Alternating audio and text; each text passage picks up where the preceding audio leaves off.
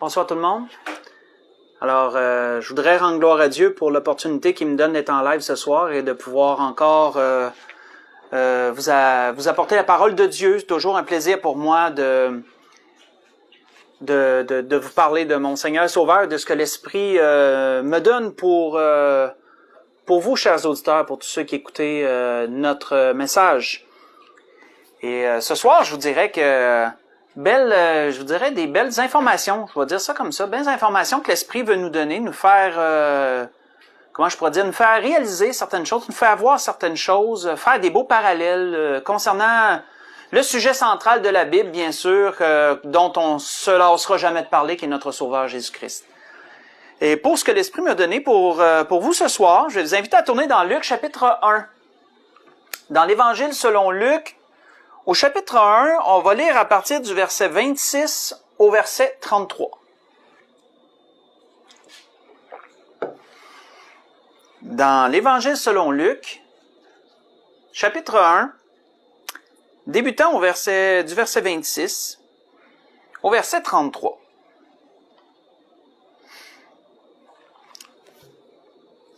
Je dirais que le sujet qu'on lit ce soir, vous allez vous y reconnaître assez facilement. Et c'est aussi un peu d'actualité avec ce temps de l'année où la grande religion, comment je pourrais dire, ont implanté ici, en tout cas au Canada, de se souvenir de la naissance de Jésus. Ce qui est triste, c'est que la plupart s'en souviennent une journée par année et le reste de l'année, il n'existe pas, ce qui est très triste. Mais on a, je rends gloire à Dieu, nous, en tant qu'enfants de Dieu, on s'en souvient chaque jour. Hein? Mais pas seulement de sa naissance, parce que Jésus n'est pas resté un petit enfant. Jésus a grandi, est devenu un homme, et surtout, il a donné sa vie pour nous. Il est ressuscité d'entre les morts, il est à la droite de Dieu. Rends gloire à Dieu pour ça. Amen. Mais on voit ici que vous allez vous reconnaître, c'est les circonstances qui ont entouré sa naissance, sa venue au monde ici-bas. On voit qu'il nous est dit à partir du verset 26. Au 6e mois, l'ange Gabriel fut envoyé par Dieu dans une ville de Galilée appelée Nazareth, auprès d'une vierge fiancée à un homme de la maison de David nommé Joseph. Le nom de la vierge était Marie. L'ange entra chez elle et dit, « Je te salue, toi à qui une grâce a été faite. Le Seigneur est avec toi. » Troublée par cette parole, Marie se demandait ce que pouvait signifier une telle salutation. L'ange lui dit, « Ne crains point, Marie, car tu as trouvé grâce devant Dieu. Et voici, tu deviendras enceinte, tu enfanteras un fils, et tu lui donneras le nom de Jésus. Il sera grand et sera appelé Fils du Très-Haut. Et le Seigneur Dieu lui donnera le trône de David, son père. Il régnera sur la maison de Jacob éternellement, et son règne n'aura point de fin. » On va arrêter là. Vous savez, juste une petite parenthèse que je vais ouvrir et refermer, nous faire remarquer, surtout ceux de l'Église de l'Espérance, vous allez vous y retrouver, que depuis 2 dimanches, l'Esprit nous donne d'effleurer un sujet. Il y a toujours quelque chose qui est comme dans le message, c'est les anges. Si vous vous souvenez, mercredi passé, entre autres, à travers du message, l'Esprit nous a amené comment les anges sont des témoins. Hein, comment que les anges sont des témoins devant Dieu, de nous. Dimanche qu'on vient de passer, également, l'Esprit a également effleuré le même sujet. Comment que les anges peuvent tirer des leçons de nos actions? Et le message de ce soir, c'est ça qui me fait sourire quand l'Esprit me donnait la parole pour ce soir.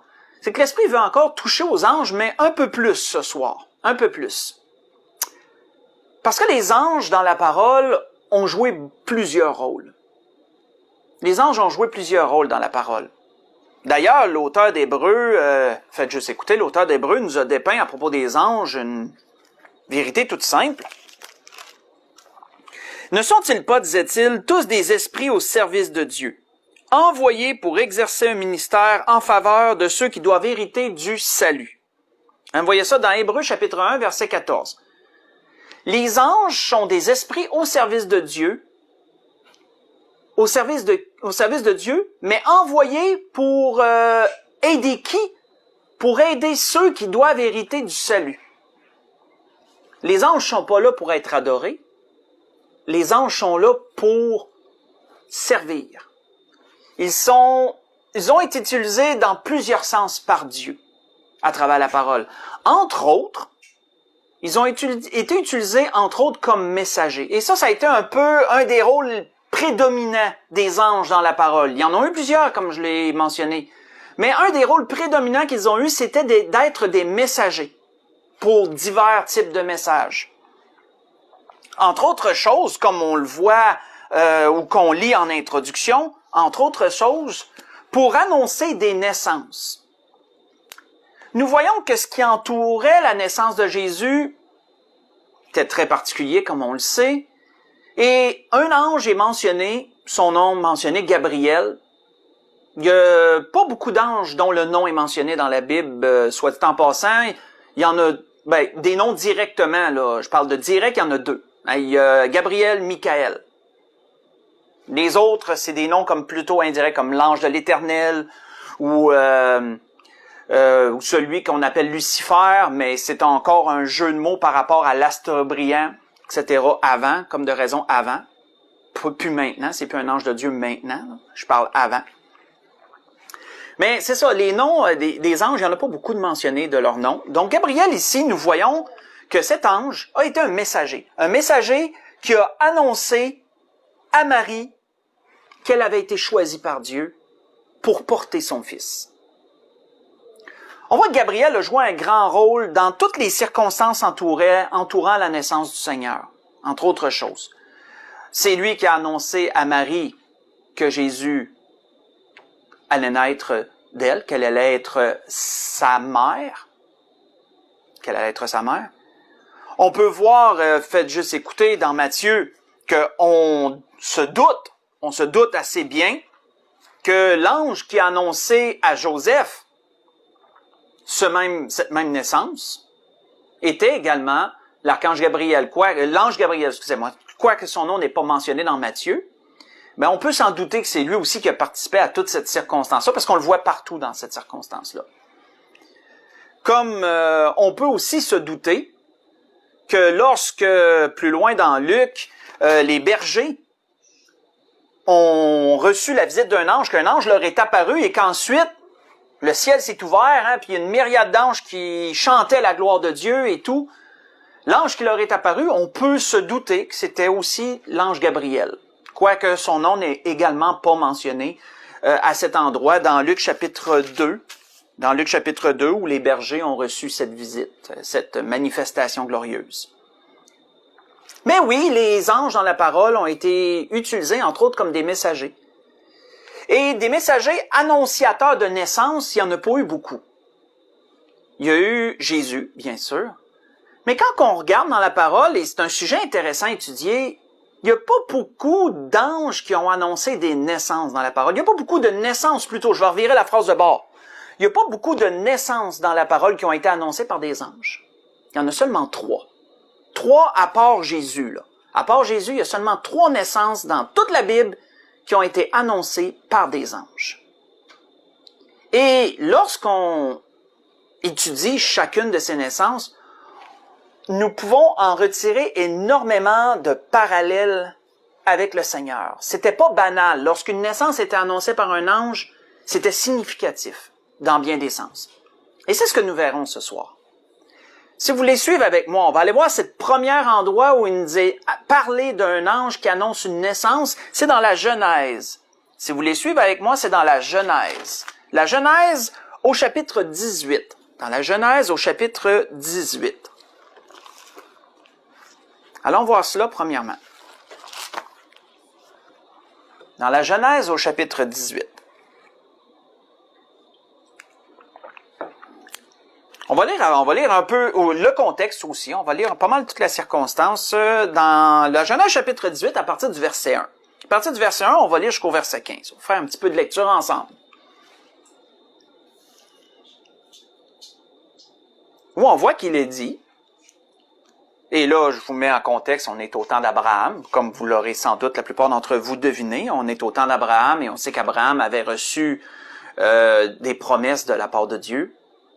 Des promesses, entre autres, la promesse qui était la plus chère à son cœur, c'était que Dieu allait lui donner une postérité, aussi nombreuse que les étoiles du ciel.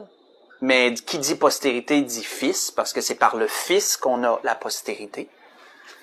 Donc, Abraham savait qu'un jour, il allait avoir un fils. Il s'accrochait très fortement à cette promesse-là, et Sarah, sa femme aussi. On voit qu'il nous est dit, « L'Éternel lui apparut parmi les chênes de Mamré, comme il était assis à l'entrée de sa tente, pendant la chaleur du jour. Il leva les yeux et regarda. Et voici 3 hommes étaient debout près de lui.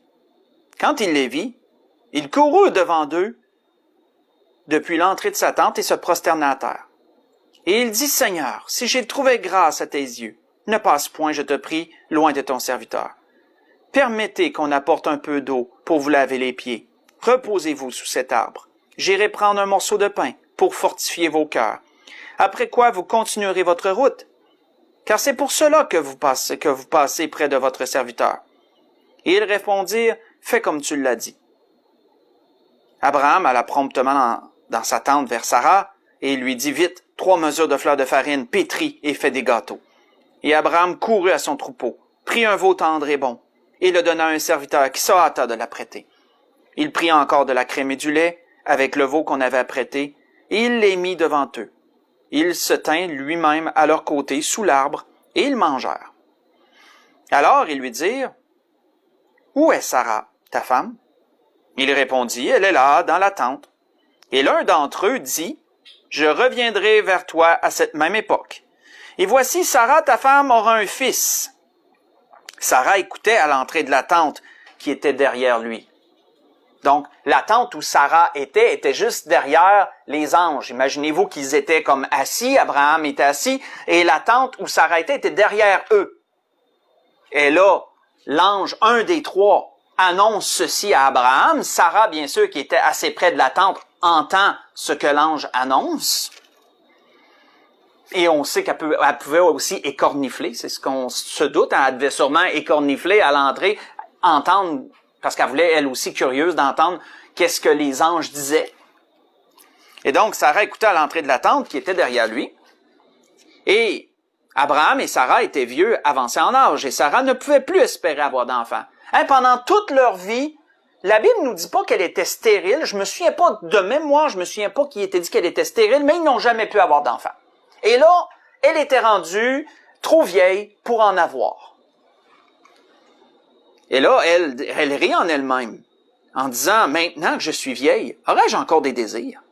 Mon Seigneur aussi est vieux. » L'Éternel dit à Abraham, « Pourquoi donc Sarah a-t-elle ri? » En disant, « Est-ce que vraiment j'aurai un enfant, moi qui suis vieille?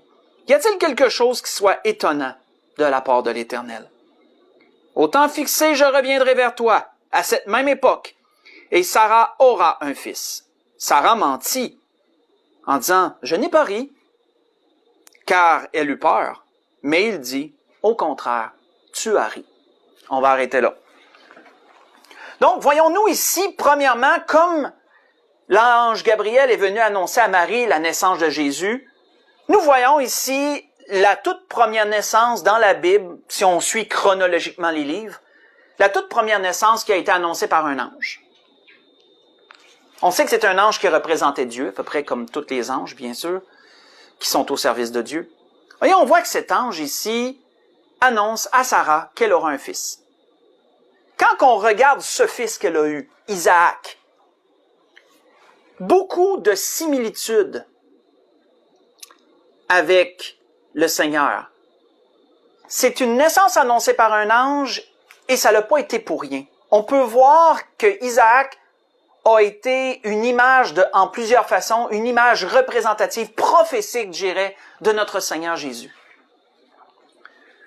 On peut voir, entre autres choses, que lorsque Abraham, et ça, l'Église, on l'a vu dernièrement, dimanche passé, lorsque Abraham a été mis à l'épreuve et que il a été demandé par Dieu d'offrir son fils à une certaine montagne, au mont Morija, il a été demandé d'offrir son fils en holocauste. On peut voir comment que cette représentation d'Abraham qui offrait son fils en sacrifice était représentative de Dieu qui a offert son fils unique en sacrifice pour l'humanité. Que Dieu a donné son fils, comme il est dit dans Jean 3,16, car Dieu a tant aimé le monde qu'il a donné son fils unique, afin que quiconque croit en lui ne périsse pas, mais qu'il ait la vie éternelle.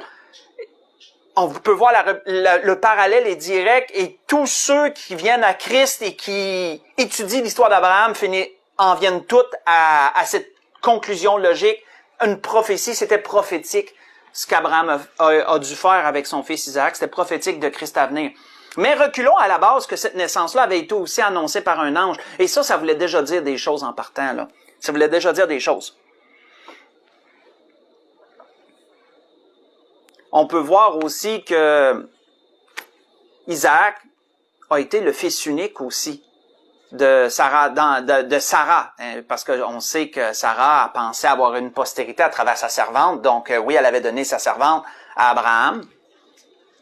Mais on peut voir que Abraham et Sarah, ça a été son fils unique avec sa vraie femme, là. Et ça aussi, ça parle. Parce que comme Jésus, quoique Jésus a eu des frères selon la chair, il était fils unique de Dieu également. Donc, on voit cette première naissance annoncée par un ange, mais il y en a eu d'autres. Il y en a eu d'autres, et chaque naissance qui a été annoncée, vous allez voir comment ça parle en bien des façons. Pour la prochaine naissance, je vous invite à tourner dans les Juges. On va lire dans les Juges au chapitre 13. Dans le livre des Juges au chapitre 13. Allons voir deuxième naissance dans la Bible annoncée par un ange. Et là, on fait un grand saut dans le temps. On fait un grand saut dans le temps. On arrive au temps des Juges. Un temps où le peuple de Dieu avait traversé les 40 années d'errance dans le désert, la nouvelle génération avait traversé le Jourdain, conquis la terre promise, s'y était établi, et malheureusement, les commandements de Dieu s'étaient perdus par les générations qui ont succédé. Et on sait que le temps des juges a été un temps noir où le peuple s'égarait loin de Dieu, et là, Dieu les livrait au peuple païen qui est encore dans cette terre, dans ce territoire et alentour. Et ensuite, quand ils criaient vers Dieu, mais Dieu les délivrait. Et on peut voir ici que l'un de ces juges, quoiqu'il y ait eu quelques juges avant celui-là qu'on va parler ici, ce juge-ci, sa naissance, a été également annoncée par un ange. Voici ce qui nous est dit dans Juge chapitre 13. Si on lit du verset 1 au verset 5. Il nous est dit, « Les enfants d'Israël firent encore ce qui déplaît à l'Éternel. Et l'Éternel les livra entre les mains des Philistins pendant 40 ans. Il y avait un homme de Tsoréa, de la famille des Danites, qui s'appelait Manoah. Sa femme était stérile et n'enfantait pas. L'ange de l'Éternel apparut à la femme. Il lui dit, « Voici, tu es stérile, et tu n'as point d'enfant. Tu deviendras enceinte, tu enfanteras un fils. Maintenant, prends bien garde. Ne bois ni vin, ni liqueur forte, et ne mange rien d'impur. Car tu vas devenir enceinte et tu enfanteras un fils. Le rasoir ne passera point sur sa tête, parce que cet enfant sera consacré à Dieu dès le ventre de sa mère. Et ce sera lui qui commencera à délivrer Israël de la main des Philistins. » On va arrêter là. Nous voyons aussi la deuxième naissance dans la Bible qui a été annoncée par un ange. Et cette naissance, elle a annoncé, cet ange, elle a annoncé la naissance de Samson. Cette femme était stérile, incapable d'avoir des enfants, un peu comme Sarah, sauf que Sarah ne nous a pas dit qu'elle était stérile, pas de mémoire, mais elle aussi était incapable d'avoir des enfants, et Dieu a encore permis que ça l'arrive.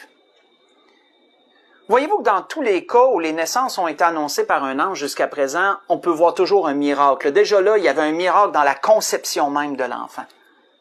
C'était pas des probabilités que cet enfant-là naisse. Il y avait toujours un miracle qui s'est produit jusqu'à présent. Vous allez voir aussi que dans l'autre aussi. Comme avec Marie, si vous, en fin de compte, on regarde ça, parce que Marie, elle n'a pas connu d'homme, comme elle a dit elle-même à l'ange, hein.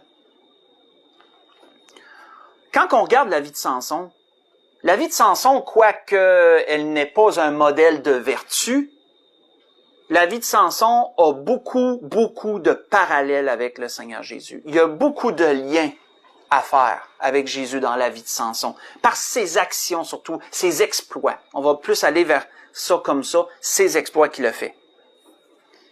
Premièrement, quoique Samson était un homme ordinaire, sa force, elle, était extraordinaire. Sa force, elle, était surnaturelle.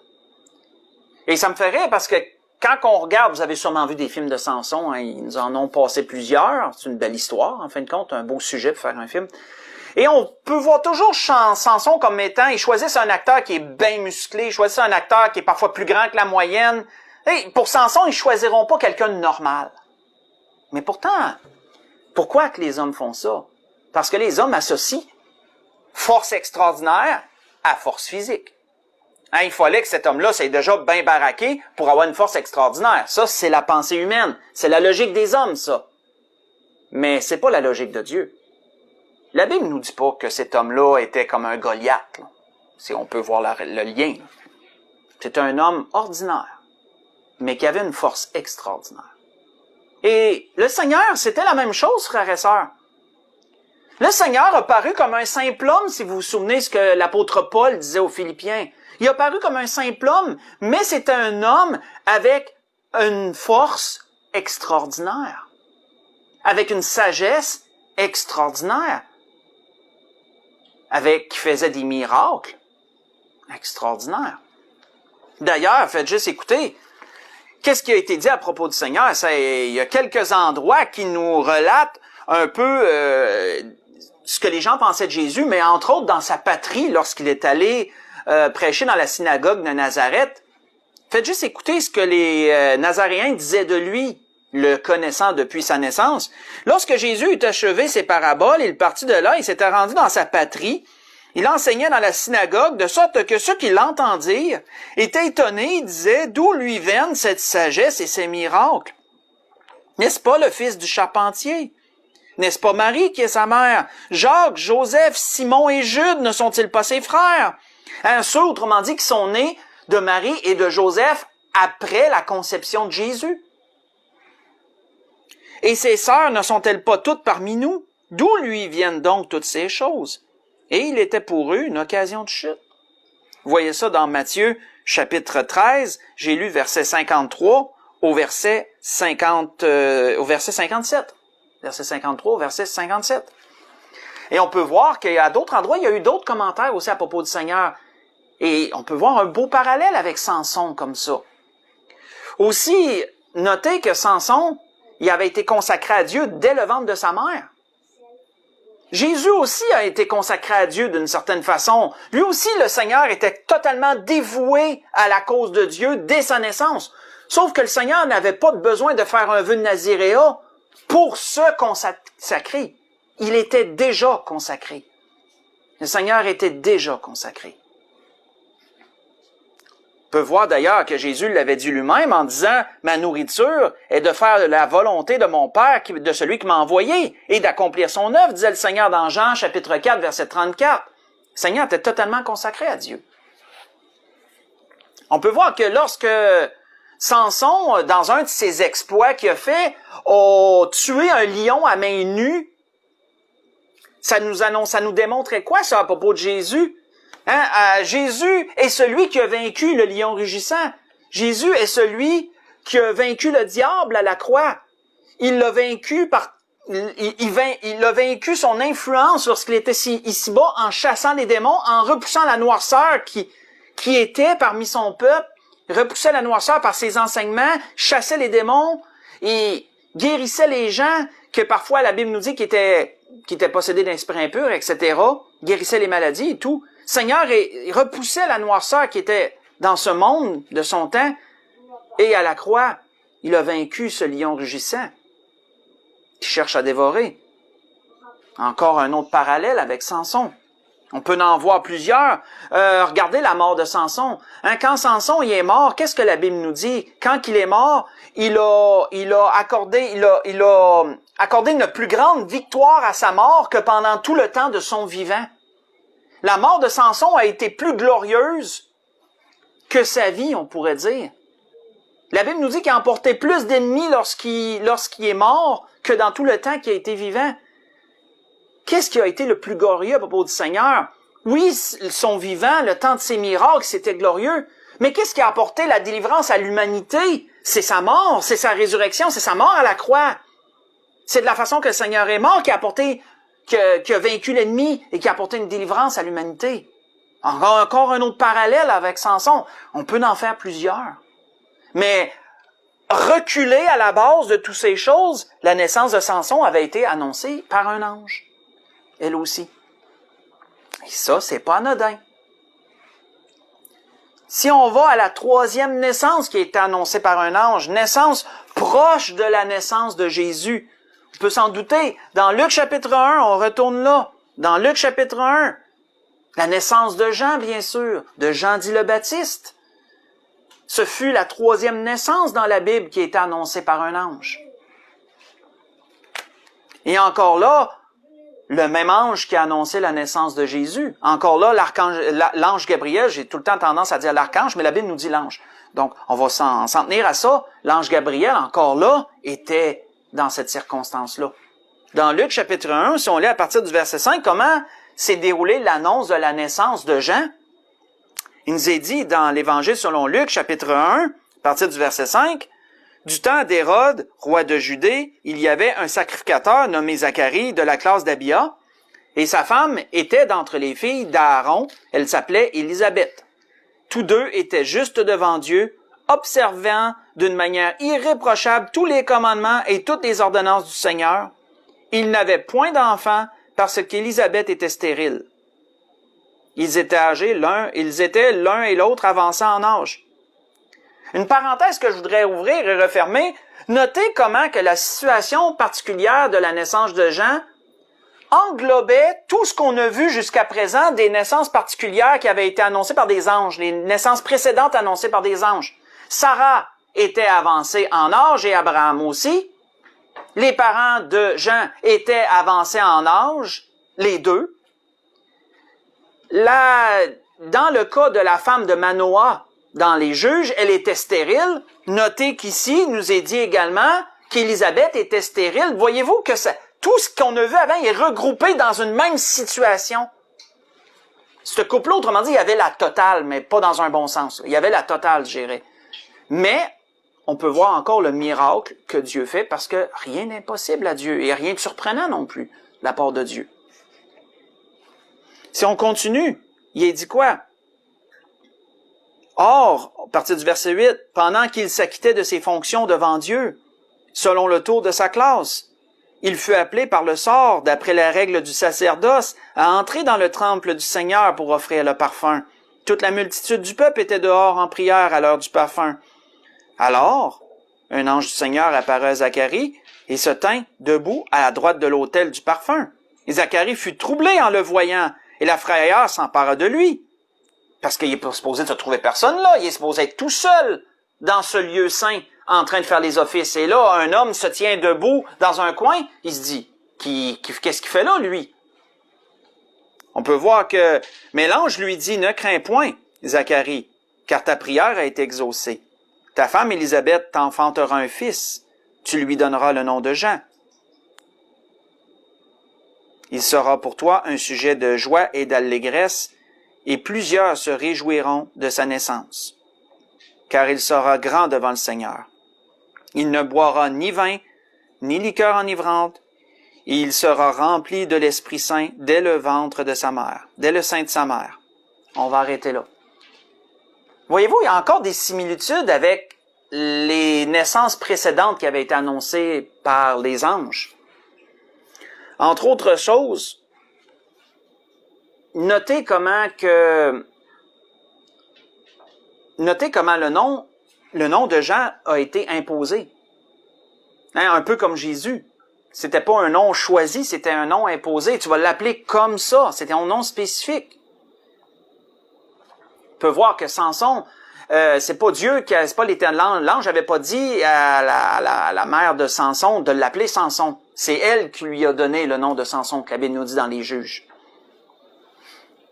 On peut voir également que Jean, tout comme Samson a été consacré dès le ventre de sa mère, lui aussi est entré dans le vœu du naziréat dès sa naissance. Comme on le sait, frères et sœurs, Jean, de sa vie, a été le précurseur du Seigneur, comme il nous est mentionné. C'est celui qui a préparé le sentier du Seigneur. C'est celui qui a déroulé le tapis rouge devant le roi. C'est celui qui a été l'émissaire, qui a préparé les gens à accueillir ce roi des rois et ce Seigneur des seigneurs. C'est lui qui a préparé les cœurs pour que lorsque Jésus passera après, qu'il puisse ensuite parler du royaume des cieux. On peut voir que d'ailleurs, Jésus avait rendu témoignage que Jean était le Élie qui devait venir, comme on le sait. Vous voyez ça dans Matthieu 11, versets 7 à 15.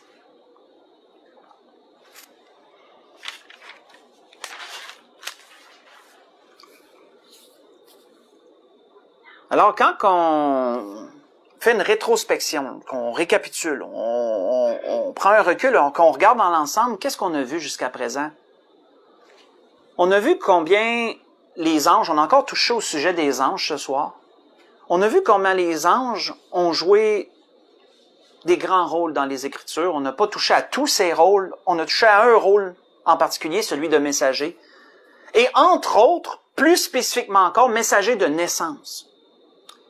On a vu qu'il n'en pleut pas dans la parole des exemples où les anges ont annoncé des naissances. Il n'y en a pas beaucoup. Il y en a seulement 4 dans toutes les Écritures. 4. On a vu Jésus. On a vu Isaac. On a vu Samson. Et on a vu Jean le Baptiste. Les seules 4 personnes dans toute la Bible qui ont eu une naissance annoncée par des anges.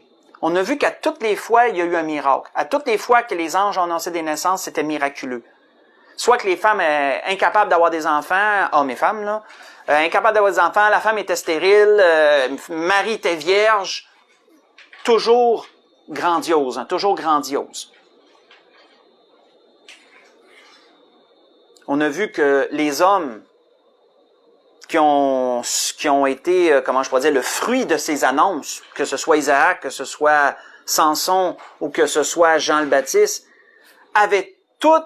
étaient tous prophétiques du Christ à venir.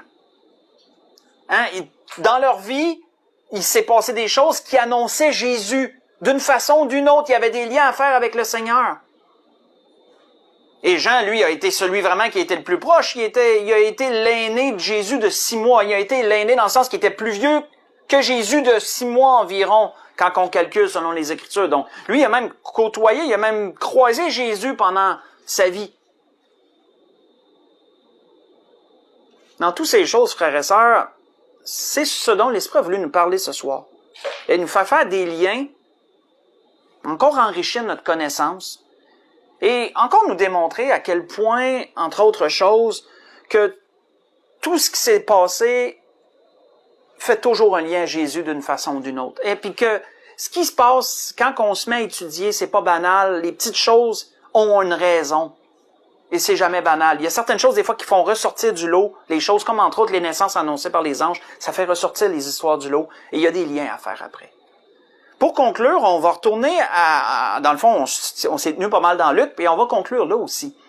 Hein, on va retourner dans notre situation d'introduction dans Luc chapitre 1, mais on va continuer à partir du verset 34. La suite de l'annonce de l'ange à Marie. On va conclure là. Dans Luc chapitre 1, si on continue à partir du verset 34.